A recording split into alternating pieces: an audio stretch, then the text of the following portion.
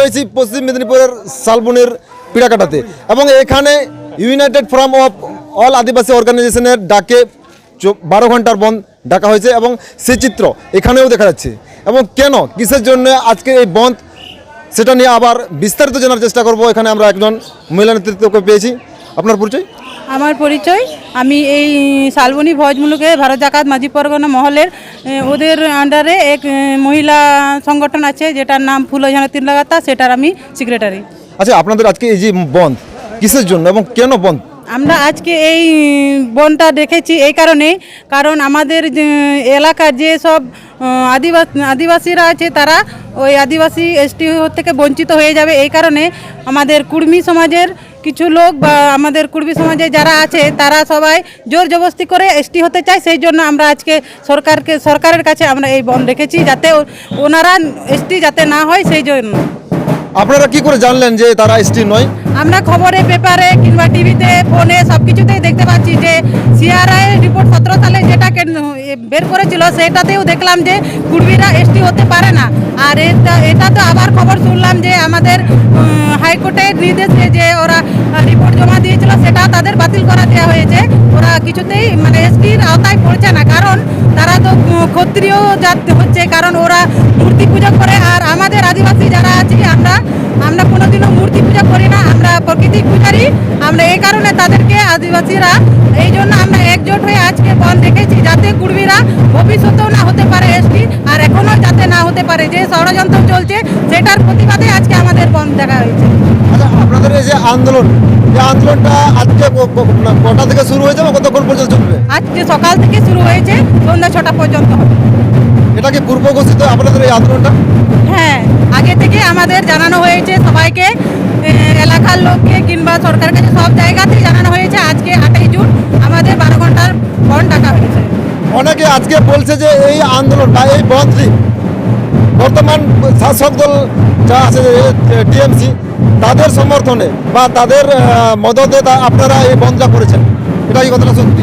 না, এটা আমাদের মানে যেটা শুনছিলাম যে আমাদের যে শাসক দল রয়েছে তাদেরকে মানে সেই সরকার, পশ্চিমবঙ্গ সরকারকে এই কুর্মীরা মানে ষড়যন্ত্র করছে, তাকে এই ভোটের ভয় দেখিয়ে তারা বলতে চাইছে যে আমাদেরকে আদিবাসী করতে হবে, নাহলে আপনাকে এই পরবর্তীকালে যে পঞ্চায়েত ভোট আছে তাতে আমরা ভোট দেব না।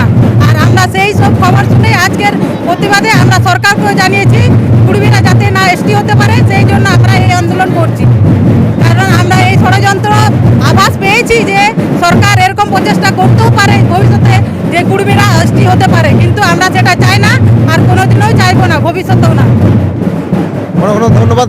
আমরা এখানে জানতে পারলাম যে আজকে আদিবাসী সংগঠন কিসের জন্য এবং কেন আন্দোলন করছে, এ নিয়ে এখানে বিস্তারিত জানার চেষ্টা করলাম এবং এখান থেকে স্পষ্ট জানানো হয়েছে এবং রাজ্য সরকারকে স্পষ্ট এখানে থেকে বার্তা দেওয়া হচ্ছে যে তারা অর্থাৎ কুর্মীদেরকে কোনো মতে এসটি তালিকায় অন্তর্ভুক্ত করা যাবে না, কেননা তারা এসটি ক্যাটাগরি হওয়ার জন্য যে সমস্ত ক্যাটাগরি দরকার বা যে সমস্ত ক্রাইটেরিয়াগুলো দরকার সেগুলা এসটি অর্থাৎ কুর্মীদের মধ্যে নেই। তাই তারা আজকে এই বিরোধ প্রদর্শন করছে এবং আজকের এই বন্ধ চলবে 6টা পর্যন্ত। তো আর এখানে আবার অন্যান্য যে সমস্ত সংগঠনের নেতৃত্বরা আছেন তাদের কাছ থেকে জানার চেষ্টা করব। আচ্ছা, আপনাদের এই যে আজকের এই বন্ধটা কিসের জন্য? এটা কুর্মীকে অনৈতিকভাবে এসটি করার বিরুদ্ধে, ওইটার জন্য আমাদের। আচ্ছা, অনেক সময় যে কুর্মীরা তারাও তো বলছে তারা আদিবাসী, আপনারা কি করে জানলেন তারা আদিবাসী নয়? একটা লোক এটা বলেনি যে মোটামুটি এই কারণে আমরা জানি যে কুর্মীরা এসটি নয়, কারণ তাদের আচার আচরণে, ব্যবহারে, তাদের পূজা পাশাস, এই যে পুরো সংস্কৃতিটা তাদের, আমরা প্রাকৃতিক পূজারী, তারা হরি মন্দির আছে তাদের, এই যে টোটাল ডিফারেন্স, এটা আদিবাসী আর ক্ষত্রিয়দের যে ফারাকটা এখানে বোঝা যায়। আপনাদের এই বন্ধটা আর কতক্ষণ চলবে? 12 ঘন্টার বন্ধ, 6টা টু 6টা। আচ্ছা, মানে এখন বিভিন্ন বা কয়েকদিন আগে যে কুর্মীদের সভা হলো সেখান থেকেও অজিত মাহাতো তিনিও বলেছেন যে আপনারা যে বন্ধটা করেছেন 12 ঘন্টার যে বন্ধটা, এর ভিতরে অন্য কারো একটা মদত আছে।